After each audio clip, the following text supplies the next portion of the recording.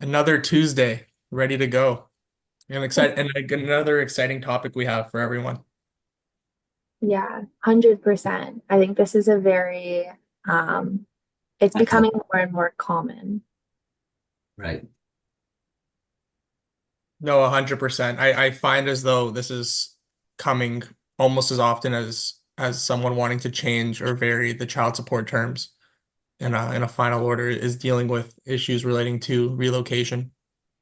Yeah, absolutely. Especially with how the housing market is, or housing crisis really rather is, um, you know, people who are together and can live and afford to live in Toronto or the GTA, once they separate, a lot of change has to occur, a lot of um, reevaluation as to housing costs, rent, affordability on all fronts. So I think that's a huge driving factor for people moving, people relocating. So yeah, a lot of good things to talk about today for sure. And plus, we have the wizard with us. It's my first after hours appearance with him, the one The and only Mr. wizard. Golan Yaron. You call me the You're the wizard of everything. And just today we're speaking about relocation, and you're the wizard of that too. Thank you for that. I don't know if I can pull a rabbit out of the hat. I'll tell you this much that it does become a hot topic lately. I thought one of the reasons I thought was the fact that people are able to work remotely, and that brings about a lot of work opportunities, and people can work from anywhere. And all of a sudden, like Steph mentioned, you can be living really, in an affordable housing and not lose your job. Mhm. So that becomes quite of a incentive for some people, but there is always the impact on all the situations. So I guess we should start exploring what is the impact of this decision that some Yeah, people make. No, 100%. for sure. And with that, I have 5 o'clock on the dot, so it is officially after hours. Everyone viewing on YouTube as well as in the Zoom, welcome to Family Law Now After Hours. Today's topic, as you may guess, is relocation and mobility issues with children. And before I introduce our speakers, we have a few brief housekeeping items to cover. So number So one, number one, the purpose of the series is to discuss general information on separation, divorce, and all other family law matters, and any information provided here should not be construed as legal advice. We do have a Q&A function. Please use that to submit your comments or questions that you have throughout the live. We're always eager to hear your comments, and we'll always be able to get back to you on questions if it pertains to the information that we're speaking about. And then there also is an anonymous function as well. If you do have any questions regarding your specific matter, please call our office or a lawyer in your area to book a consultation to receive specific tailored advice. And as always, stay tuned until the end as we will be sharing how you can have a scheduled 20-minute free consultation with one of our lawyers. You have four amazing people on your screen here today. One of them being Mr. Golan Yaron. He's an associate family lawyer and a certified mediator with over 25 years of legal experience. He was first called to the bar in Israel in 1996 and then called to the bar of Ontario in 2003. Golan has extensive experience in representing clients and negotiation agreements, as well as trial work. He also has experience in negotiating with the authorities to advance a client's interest and has represented clients at various levels of court, including on appeals.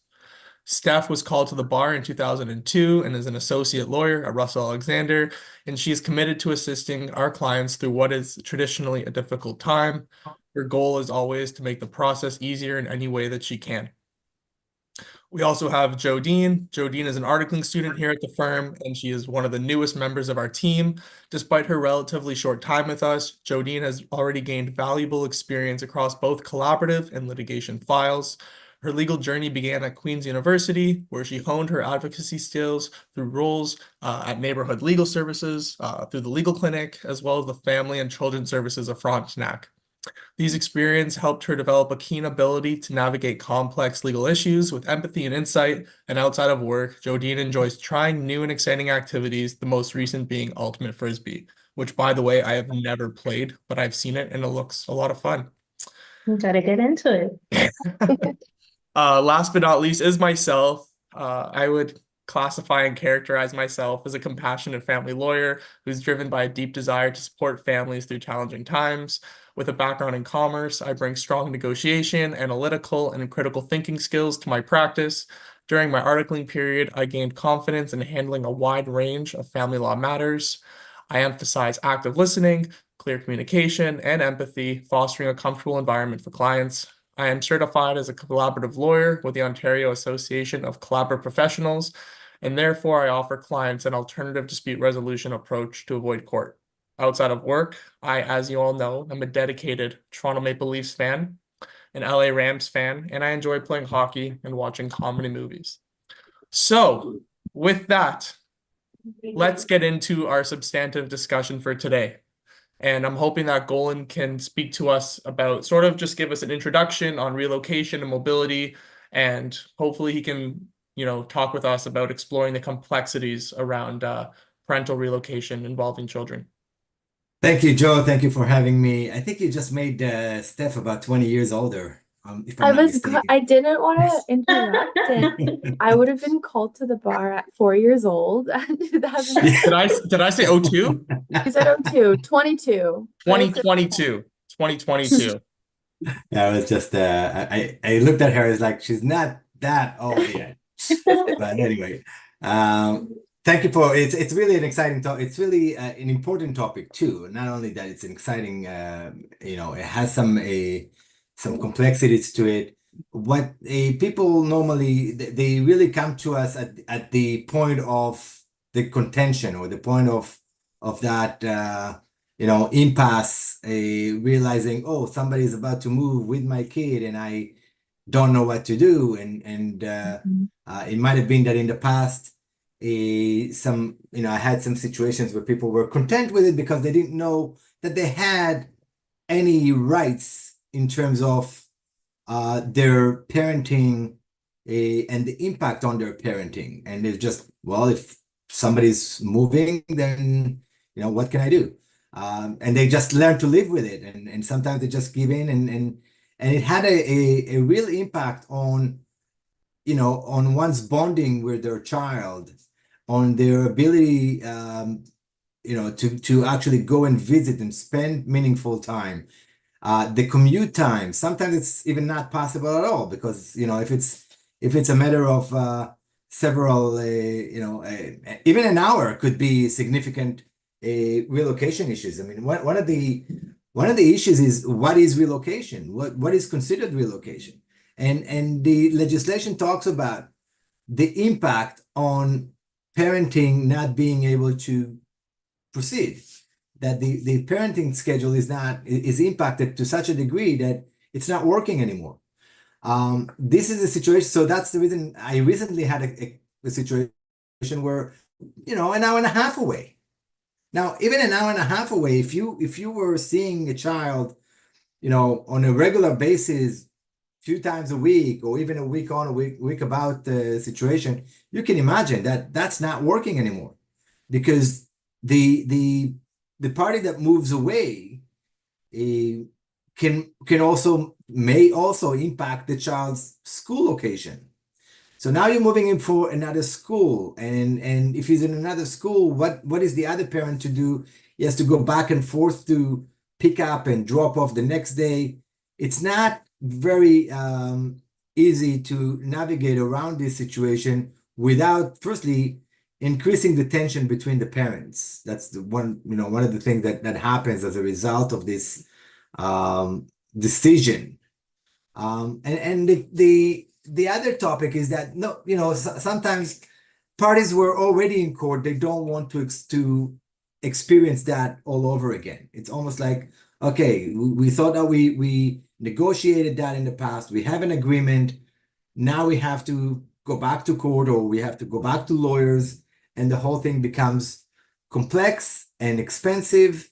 And those who can actually speak civilly with each other and work out a plan that works for everybody, that they should be applauded. But it's not. I don't think that that's the majority of the situation that we're discussing here.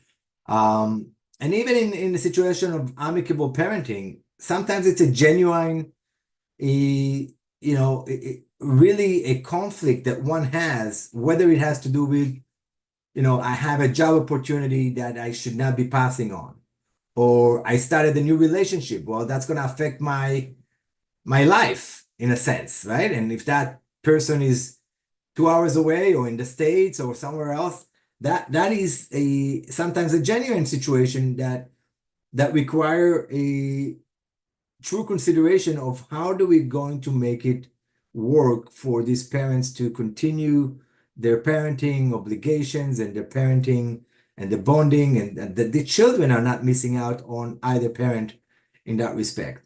So there's all sort of creative ideas that we can come up with, and in terms of whether it's going to be sharing the summer holidays as a complete package and just looking at the bulk of the days as opposed to a week on, week off type situation. So instead of counting each week, you're counting a larger period of time that the child can be with one parent and not the other.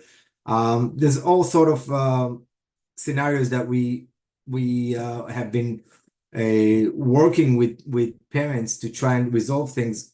When we do it via mediation or collaborative practice, and we even use a parenting professional to join the team and be more objective and not necessarily taking anyone's side in that respect.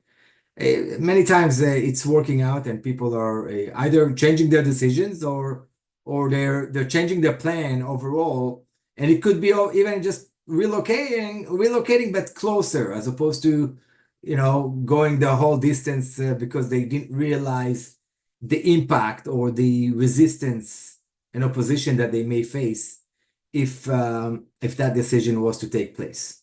So there's a lot of things that happening when people are making that kind of a decision. And with the legislation that had been changed in the past few years, gave some clearance or some clarity to the process of what used to be more complex. It's now there is a process that one has to follow, and we'll talk about that further down the road. But that's basically where the complexity of this issue is, right? It's all around the impact of the parenting and the following the legal process to effect the change like that. Yeah, no, Back to you. thank you. And people think of relocation as being sort of one-dimensional, but there's so many aspects to it, right? And you touched on a few, but there's so many layers. But Steph, maybe you can speak to us regarding, the legal framework surrounding relocation. Golan mentioned it, that the legislation has made it easier. Can you explain how? Yeah, 100%. So those mobility rights that, they have such complexities. In Ontario, those are governed by the Children's Law Reform Act, which applies to both married and unmarried couples, or the Divorce Act for married couples. And those recent changes happened to both acts to address mobility and relocation issues. There is a bit of a difference, and it's important to note, if a parent is pursuing just a change in residence or a relocation. It is important to make that distinction because a change in residence refers to a move that is not significant in nature, meaning it will not significantly impact the child's relationship with the other or the non-moving parent. Notice still has to be provided in writing, setting out the date on which the change is expected to occur, setting out the new address, any new contact information. There's not necessarily a prescribed timeline on how far in advance this notice needs to be provided when it is just a change in residence. When we're talking about a relocation, however, that is a change of a person who has decision-making responsibility or parenting time that is likely to have significant impact on the child's relationship with the other parent. So the statute requires that any parent who has decision-making responsibility or parenting time, they have to communicate in advance their intended change to any person who also has decision-making responsibility or parenting time. So notice of their relocation has to be provided in writing. It has to be provided at least 60 days in advance of the expected relocation. It needs to set out the expected date of the proposed relocation, the new address, and any new contact information. And it must also include a full proposal as to what the new parenting plan may be in light of the relocation. So just like Golan mentioned, perhaps one party has a job opportunity, they want to move 2 hours away. And originally the parenting schedule afforded a shared parenting arrangement or an every other weekend parenting arrangement. How will this move, this relocation, impact parenting time? And what is the moving party's proposal to sort of address any complications, any hindrances, any changes to the other parent's time with the child?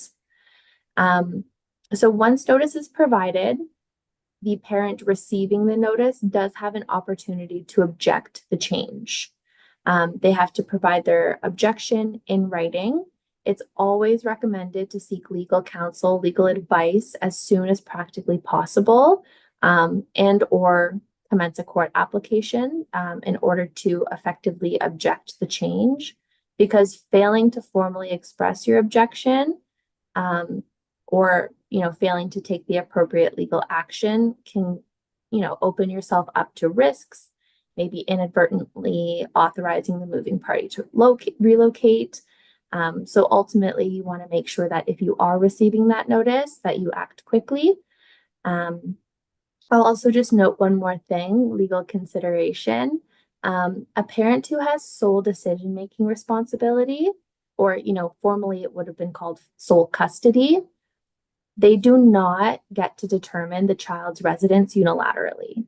So notice requirements apply regardless of whatever custodial arrangements, whatever parenting arrangements you have.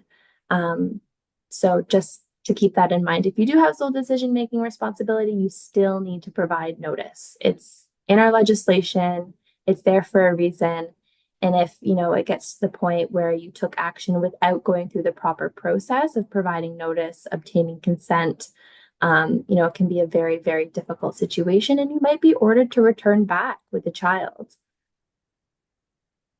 Allow me to jump in. I think it's important to notice that the one who are entitled to object, you mentioned that these are the other person who may have parenting rights, different than those who may have contact rights. So normally we're talking about grandparents and people of that nature that may have contact rights, but it's not the same, and they don't have the same right to object. Another aspect is that not every relocation requires a court approval, right? Because if the other party either agrees or do not respond, and the time has passed for the response to be received, then action can be taken by the party that decided to relocate and can affect that in that sense. But more importantly, that once objection has been expressed and in a written form, then that does not allow for a relocation without a court order. And that should be clear to all those that listen to us right now, that you should not be taking unilateral actions to simply take the child in regardless of the position that the other side is taking. So once there is an objection, you got to jump into a court process that you got to get a court order to allow you to make the move. 100%. Thank you, Golan, for adding that in. So we've spoken about the legal framework and how there's various barriers that one must overcome, or the hurdles that one must overcome in order to actually proceed with this relocation. But we haven't really discussed the effects and its impacts on children. So, Jodeen, do you mind sharing that with us and the audience as well? For sure, 100%. So yeah, I feel like sometimes with these moves, the impact on children is not necessarily at the forefront. And so the various impacts that these moves can have on a child can be like developing anxiety, uncertainty, emotional instability as they cope with the changes in their new environment and new routines. Children may experience disruptions in their attachments to family members and friends, and also moving to a new location means leaving behind already established social networks, and they may have to deal with fitting in, and that can affect kids at different stages and ages differently. And then we also need to think about if they have siblings that are not a part of this, that union that is that separated, if they have half siblings or whatever, and their bond with those children can be affected as well.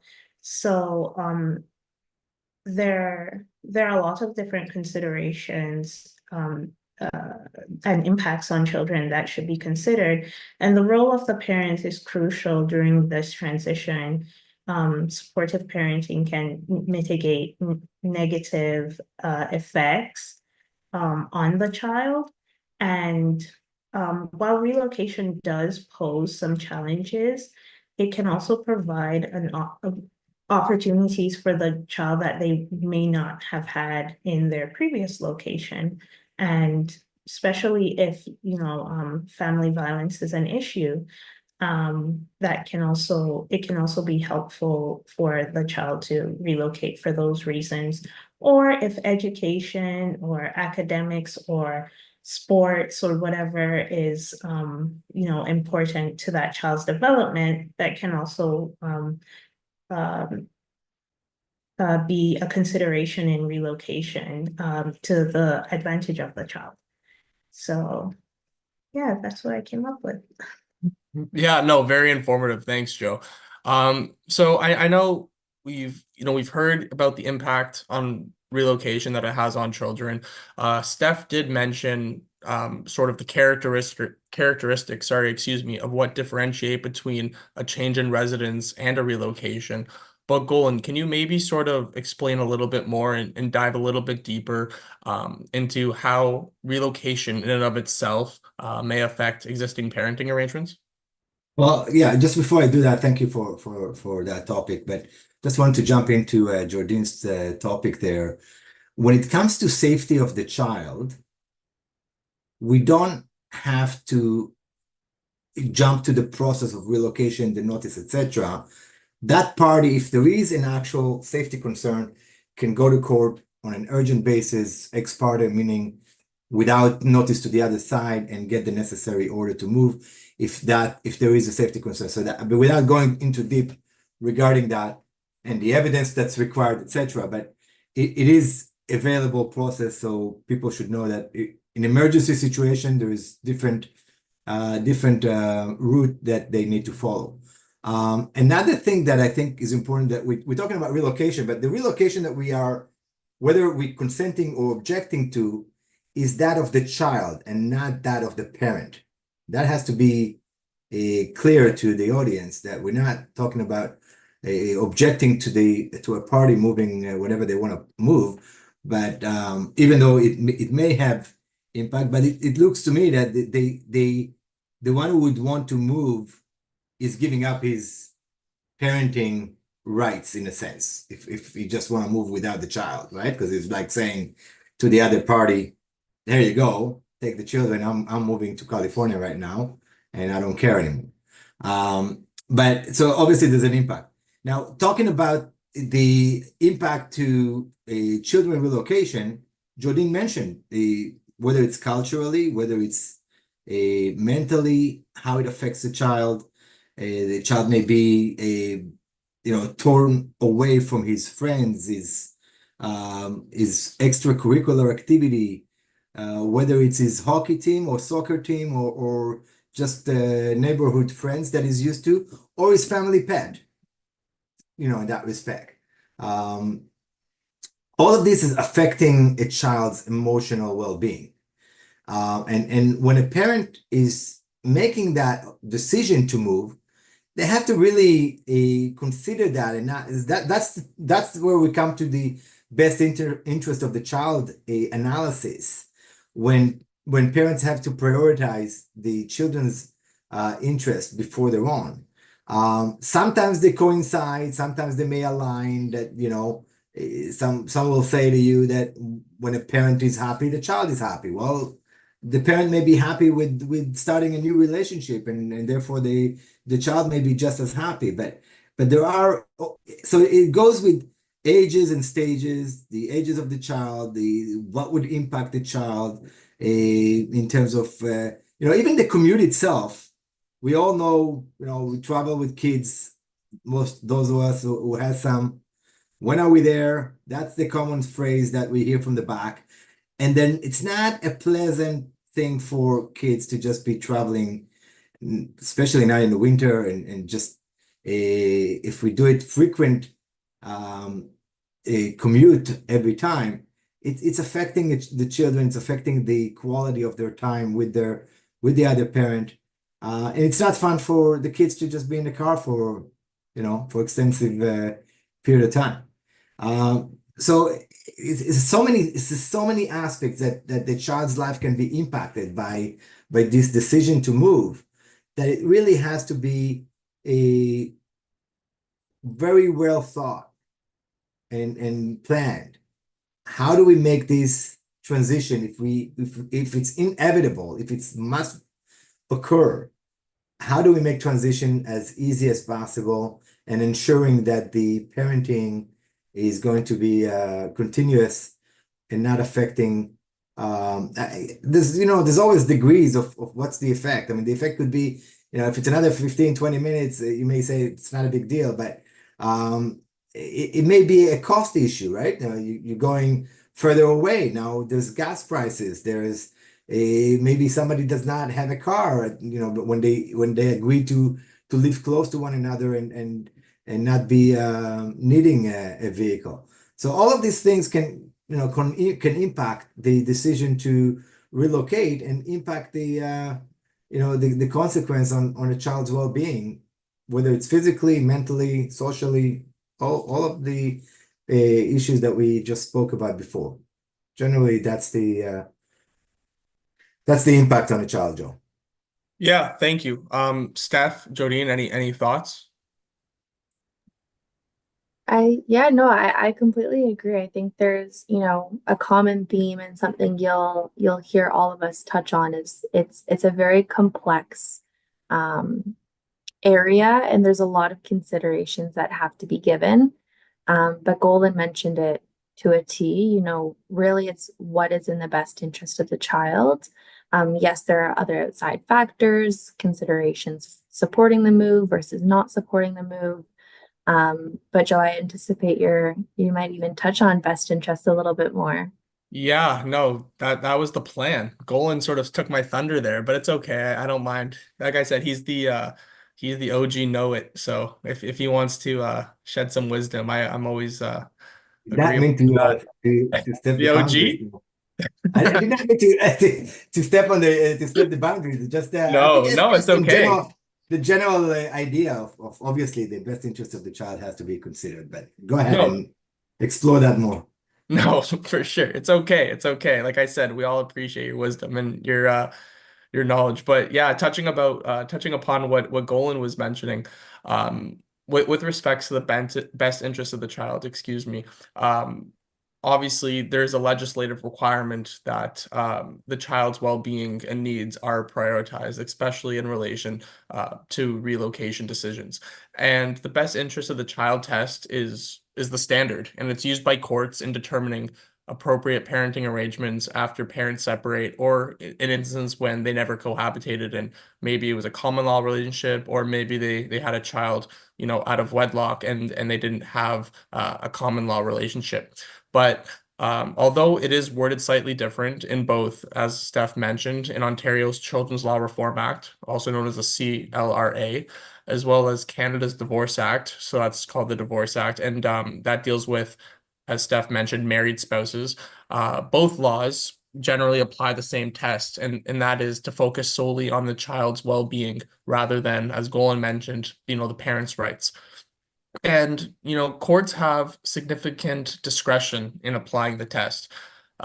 There's no specific weight that's attached to the factors involved, and judges are guided by past decisions as well as their own perspectives when making decisions. I just want to bring your attention to two pieces of the legislation, as I mentioned. There's Section 24 of the Children's Law Reform Act, as well as Section 16 of the Divorce Act. And both of those statutes outline the factors courts must consider. So it's must. They have to consider. But as I mentioned, the importance of each factor varies depending on the case's specific circumstances. The primary consideration, as I said, is the best interest of the child, and that is the guiding principle when courts are making decisions about relocation. Courts will assess how the move impacts the child's overall well-being, their emotional health, as well as stability. Courts will also look at the child's relationship with both parents. So the courts will evaluate whether the relocation will negatively impact the child's relationship with the non-relocating parent, and their goal is, in and of itself, to preserve a meaningful relationship with both parents, and that is considered a key factor. Another factor that the courts look at is the access to support systems. So, as Golan mentioned, the child's connection to their school, to their community, extended family, and friends is also carefully examined. And the courts will consider how the move might affect the child's sense of security and belonging. Golan also mentioned another factor that is also considered is the parent's motivation for relocation. So the parent seeking relocation must demonstrate that the move will benefit the child's development. And it's not just the parent's personal or financial situation, right? A genuine improvement in quality of life for the child is necessary for the court's approval. Another factor that's looked at is the child's preferences. So depending on the age and maturity of the child, their preferences may actually be taken into account. And courts will hear the child's views if it's deemed appropriate, especially if the child's older, and that will be done either by a Section 112 assessment, so that's through the Office of the Children's Lawyer, or parties can also get approval for a private assessment as well. And finally, another factor that courts take into consideration is the idea of parental cooperation. And ultimately, courts favor a parenting arrangement where both parents are able to cooperate, co-parent effectively, and ensure that the relocation does not disrupt the child's ability to have meaningful time with both parents. So the list is not exhaustive. These are just a couple of factors that the courts take into consideration. Does anyone have any thoughts on that, or they want to jump in and say a few words? I can always add, as you know, but just by way of looking at the various factors, in addition to what must be looked at, there's always that a agreement that might have been in place, whether it's a written agreement that the child should be in that location, in that school, in that program, whatever it is.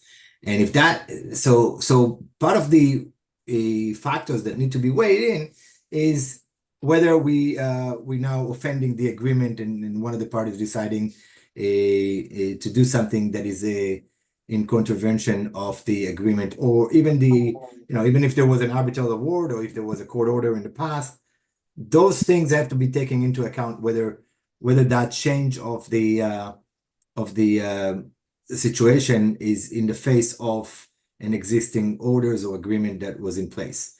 You mentioned the involvement of the parents with the child, and we mentioned that before, that sometimes if the parenting schedule was once in one weekend in every other weekend, and versus a situation where a parent had the child every other week for the full week, you can see the significant impact on the bonding and the involvement of that parent with the child.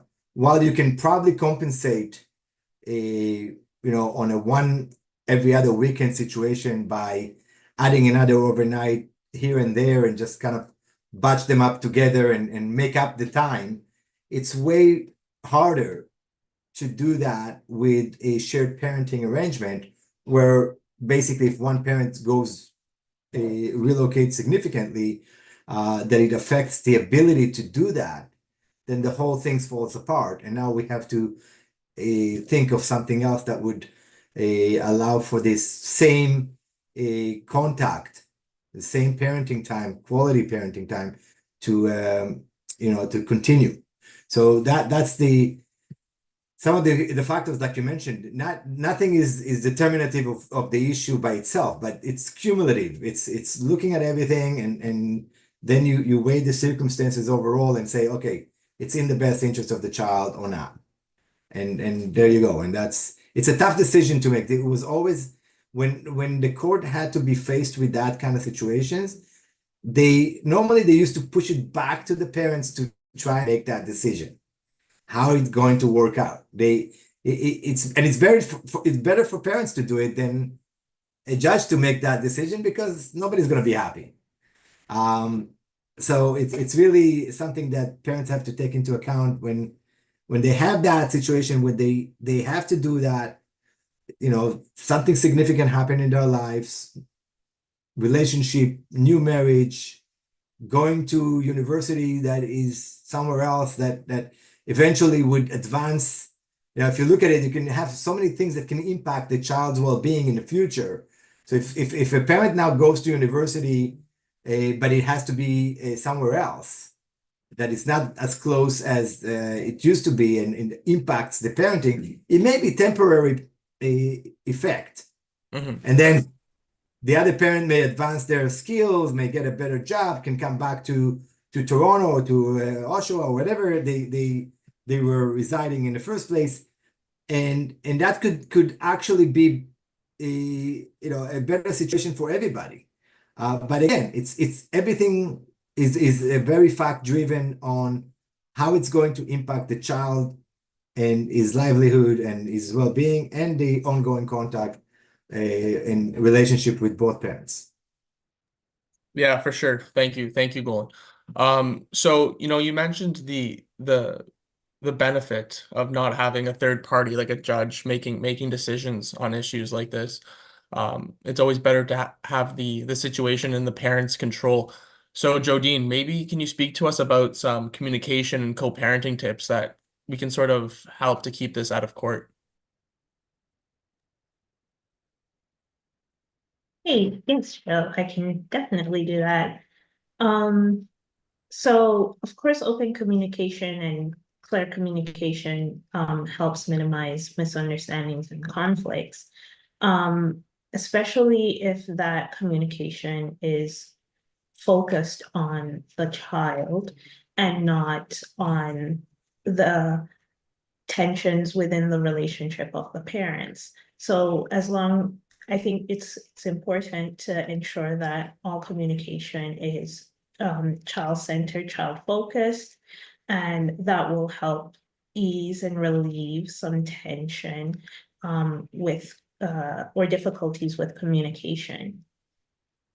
And so this kind of cooperation allows the parents to prioritize the child's best interest and ensure that decisions about parenting time and considers the child's emotional and developmental needs. It is also important for informed decision making because both sides will need to be aware of what's happening with the other side. You can't just be making decisions about the child, not knowing what the other party is up to, is doing on behalf of the child. Then you might be, I don't know, getting two of the same toys, or booking the kid for I don't know, football when they really want to do hockey. And this is information that one parent has and the other doesn't. And that can lead to tension as well. So it's all about ensuring that you maintain open lines of communication, and that you're always informing each other about the changes in the child's life, and yeah, and how that can help you both in your relationship as co-parents moving forward. Also, I'm thinking that, some sort of flexibility, or some kind of, if there's an agreement, a clause that will allow some kind of flexibility, is important for when things don't necessarily go as planned. So that it's not so much of a blame game, and then tensions develop in that way. I'm sure Golan can speak a bit more to those kinds of considerations. And then, yeah, a way to address your concerns. So these are just making sure that you have mechanisms in place beforehand that will help ease tensions for sure. And that will help build trust as well, between the parties, and help strengthen your relationship as co-parents.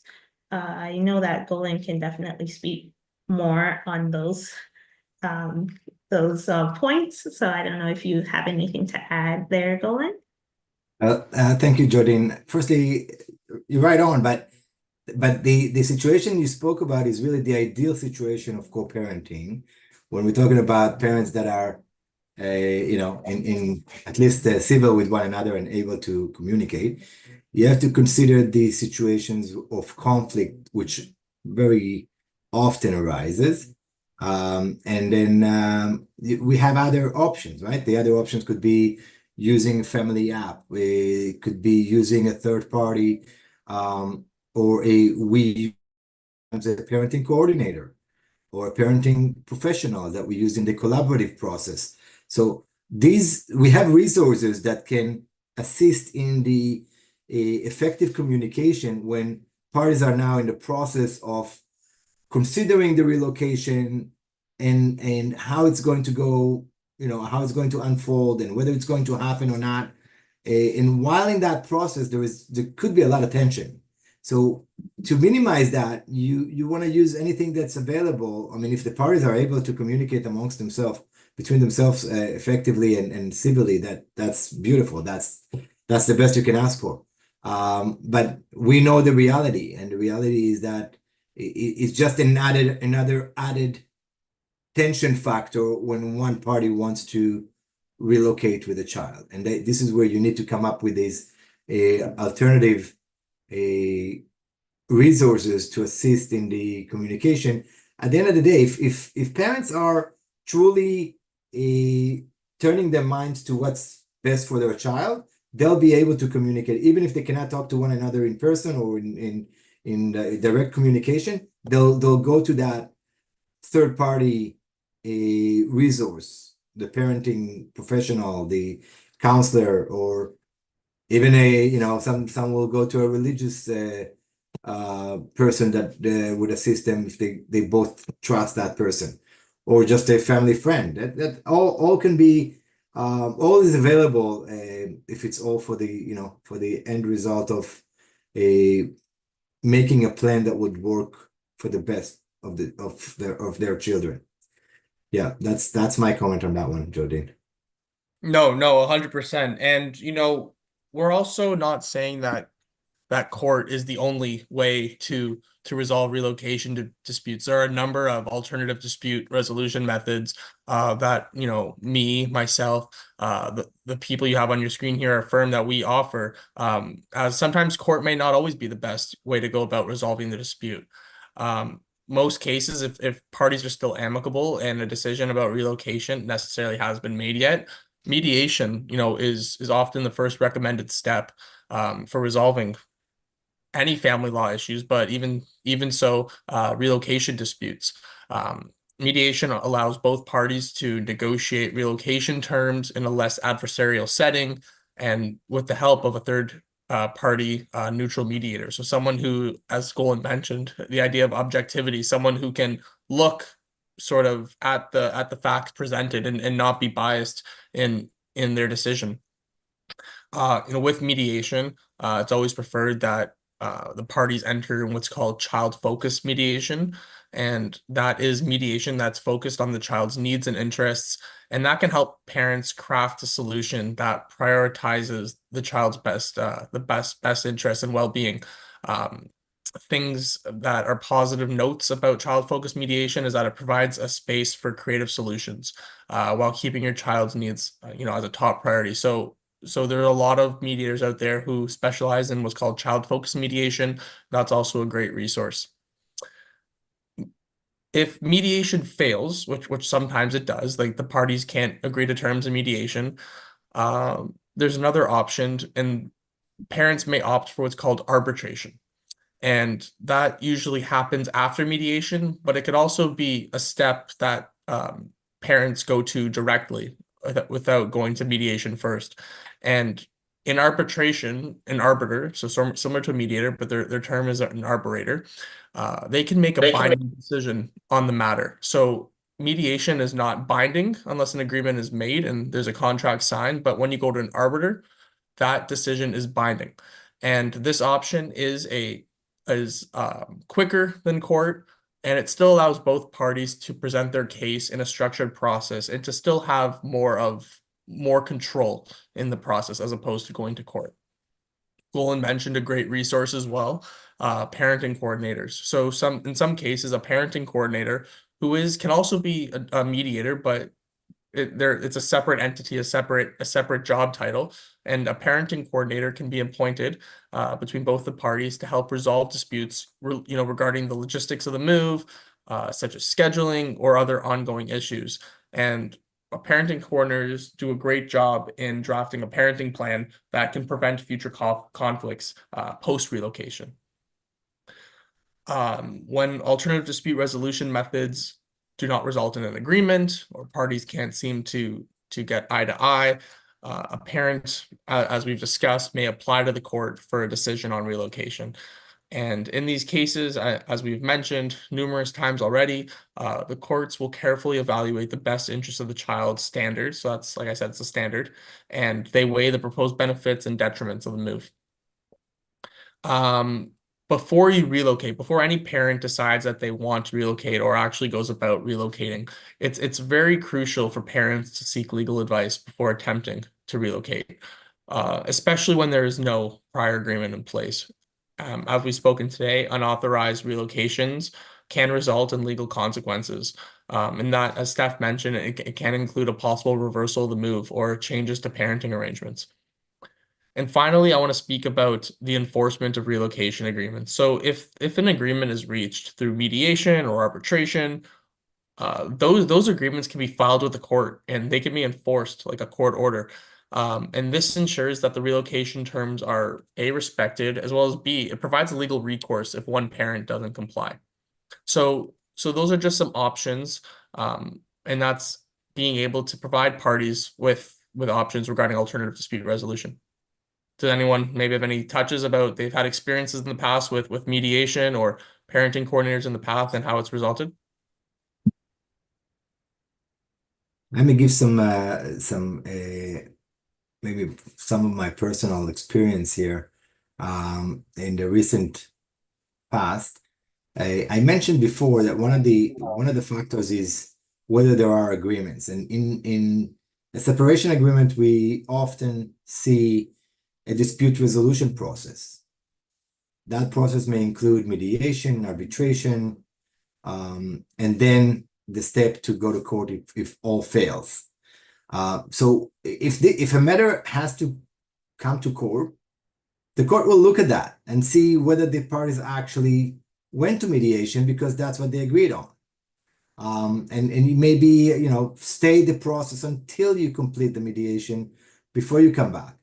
I had a situation where the parties were amicable in the sense that they were communicating civilly with one another, but they couldn't come to an agreement on the relocation.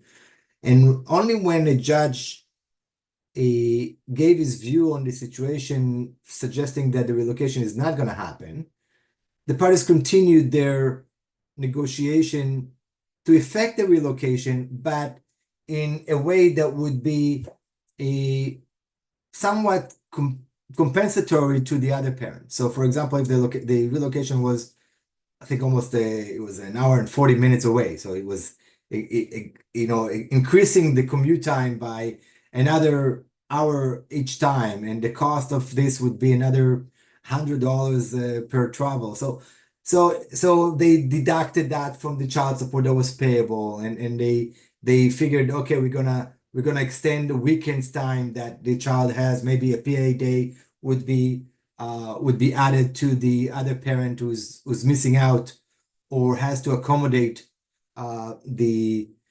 relocation. So the things that came up from that process that allowed the parties to actually come to terms with the relocation process, and they were the end ruler, if you want, on the relocation. So even though a judge would not have agreed to the relocation, they ended up with the relocation, but with terms that were kind of compensating for all these missing points that the other parent would have to suffer. So there's things that happen in the process, like I said, that you don't want to get to a judge deciding yes or no, because that is determinative of the issue, and that it almost like it blocks you from even the reconsideration later on if something does require relocation for a justified reason.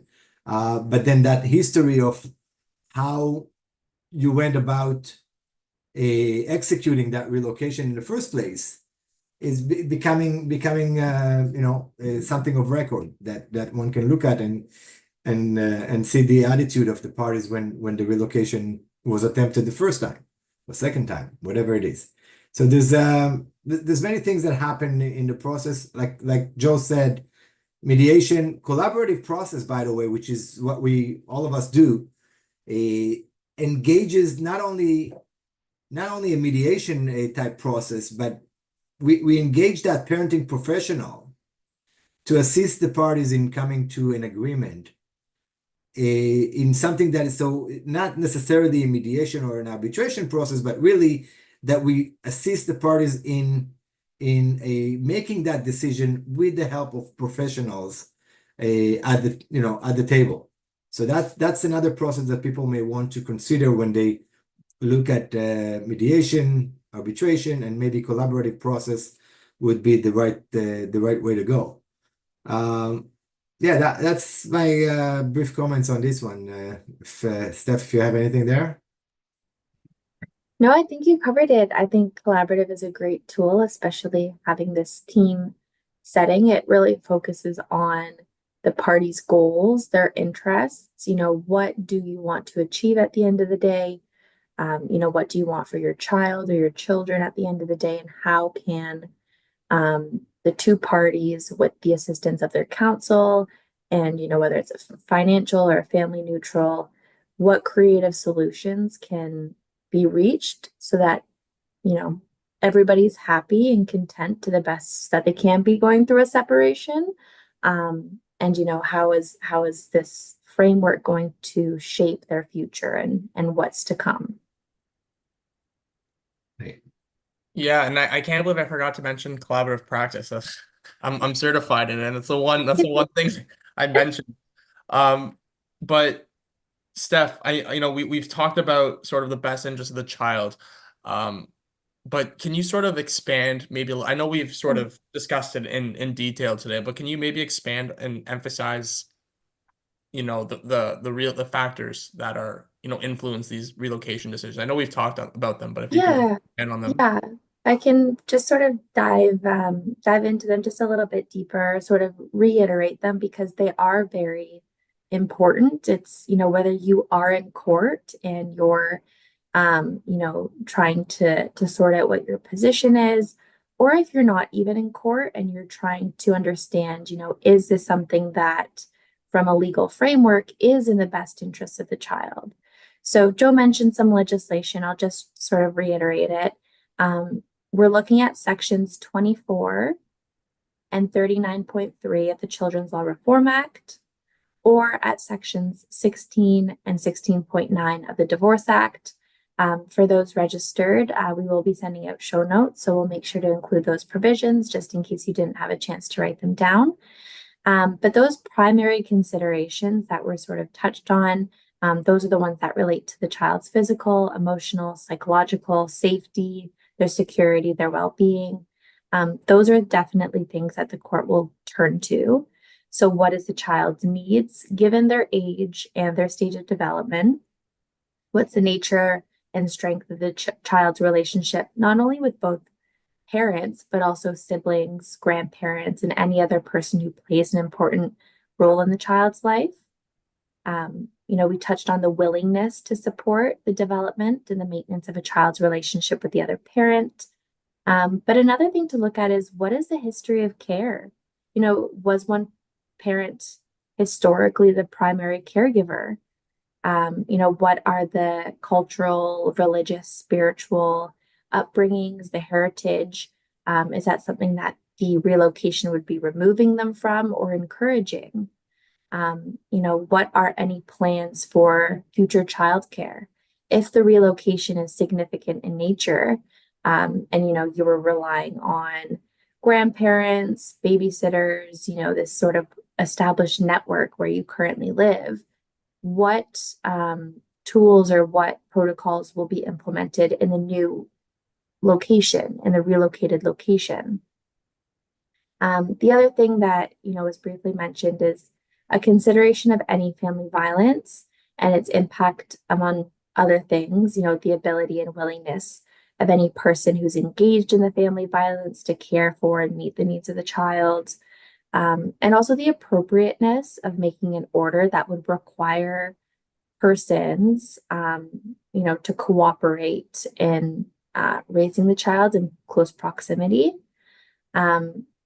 So with that sort of notion of family violence, the courts will look at the nature, seriousness, and frequency of the family violence and when it occurred. Is there a pattern of coercive and controlling behavior in relation to a family member? Is the family violence directed towards the child, or is the child directly impacted or exposed to family violence? Is there any type of compromise to the safety of a child by not allowing or not permitting the relocation? And does the family violence cause the child or the spouse or parent to fear for their own safety? So those are definitely factors to consider. And then ultimately, when the court is deciding whether or not to authorize the relocation, they'll go through all of those sort of considerations that were already touched upon. What's the reason for the relocation? How is it going to impact the child? How is it going to impact parenting time? Is there an existing order, agreement? And ultimately, what is the reasonableness of the proposal that the person intends to rely on to support their relocation? If, like I said, it's a shared parenting arrangement or an every other weekend parenting arrangement, to significantly reduce a parent's time through a relocation without any sort of mechanisms in place to promote an expansion of time, whether that's in the summer or holidays or PA days or whatever the change would be to sort of not reduce, but make an arrangement that's of similar significance. Is that something that's been proposed or considered? And then the last thing I'll just mention briefly is what is a parent's ability or willingness to comply with obligations under family law legislation.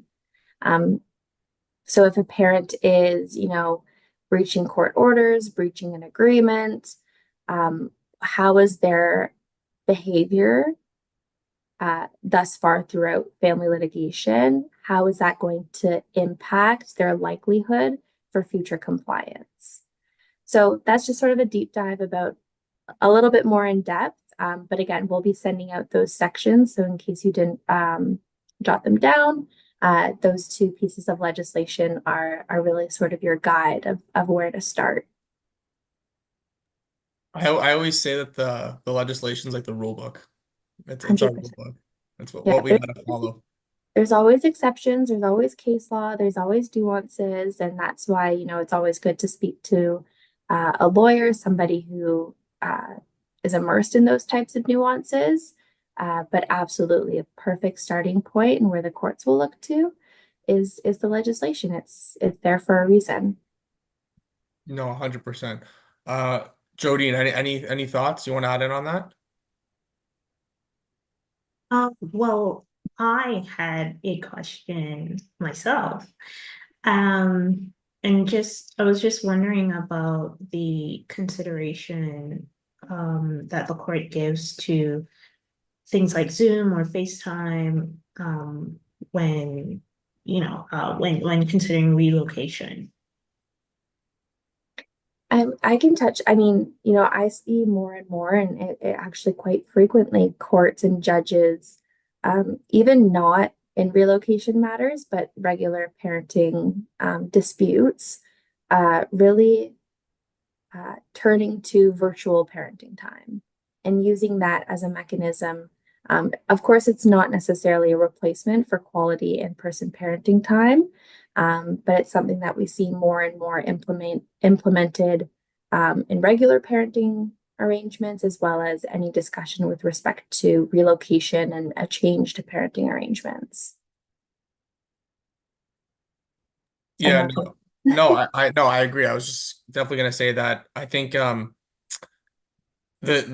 wording that the legislation uses for relocation is significant, right? So if there is a material change to parenting time, then relocation may not be an option. Or if there is a significant change to parenting time, then that sort of switches the dynamic between a change in residence to relocation. So one of the things is, as Steph mentioned, has there been this in-person parenting time, right? And maybe if a child will be moving to the other side of Canada, maybe the virtual parenting time might not be a reasonable alternative as opposed to the in-person, right? So these are all different considerations that a court takes into consideration. Golan, finally, could you please discuss with us sort of the practical considerations, any long-term planning techniques that people should be aware of? Let me try to summarize it because I see that it's already 6 o'clock, and I don't know if you have more time or you planned on more time. I'll just wrap it up by saying plans for relocation can start with talk to your lawyer first.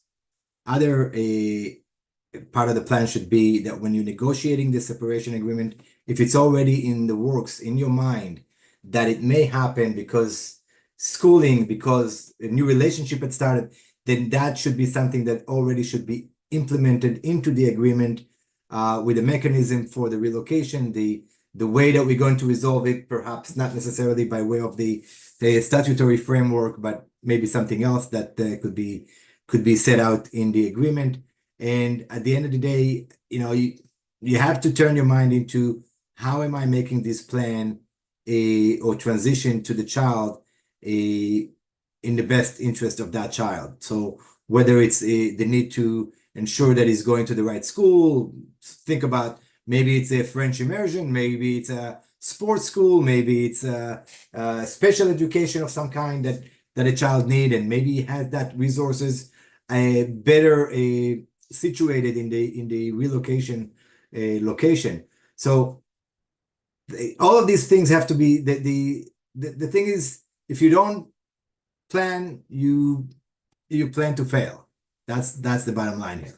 You better plan ahead of time. So that's my summary comments on this topic. Yes, thank you. I know you did look at the time where we are over after hours, but it's okay. Like there's we could I know we speak about this topic, and one of the many subtopics we've spoken about today, we can spend a whole hour, speaking about these topics and giving a deep dive into what this all means, and explaining it more in depth. But I really like our process and how our sessions operate. We give a sort of a bird's eye view on many different subtopics within a general topic like relocation, and I think it provides a well-rounded discussion for our viewers.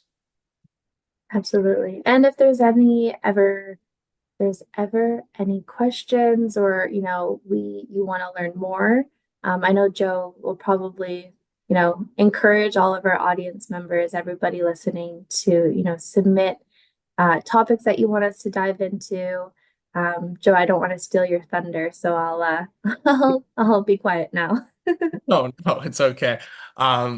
But yes, you are right. And to all those watching here on Zoom or tuning in live on YouTube, thank you so much for tuning into our Family Law Now After Hours segment. We've been doing this for almost a year now, and we love it. We love doing this every week. We love interacting with our viewers and really providing fulsome legal information to everyone.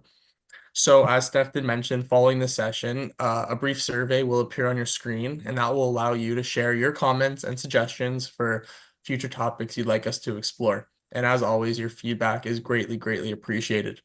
Again, thank you all for sticking around until the end, and to take advantage of this opportunity, as we mentioned earlier, for the complimentary 20-minute meeting with one of our lawyers. Please make sure to notify our office by noon this Friday. And when you are scheduling your appointment, please use the code LEAFS. I chose LEAFS 2024, LEAFS 2024. You can either provide that to Nicole in our intake department. She can be reached at nicole@russellalexander.com. Or if you don't want to email, you can call our office at 905-655-6335, and there will be someone there waiting, working after hours, ready to answer the phone and taking your call. Again, thank you to our panelists for sharing their insights today. Golan, I think today was our first after hours together. How'd you like it? Pleasure. You did a great job. Thank you for having me here. And thank you, Steph and Jodeen. And you guys have a great evening. Thank you. Thank you to everyone And watching. for those who celebrate, Shana Tova Yes, for the yes. Jewish New Year. Rosh Hashanah is tomorrow night. That's right. And Yeah. Shana Tova to those who celebrate the holiday. Steph, Jodeen, thank you again for tuning in, and to everyone watching, have a great night. And thanks Take for your care. Bye incredible for now. hosting today, Joe. You did an amazing job as always. Thank you. Good Thank you. job, Joe. Bye.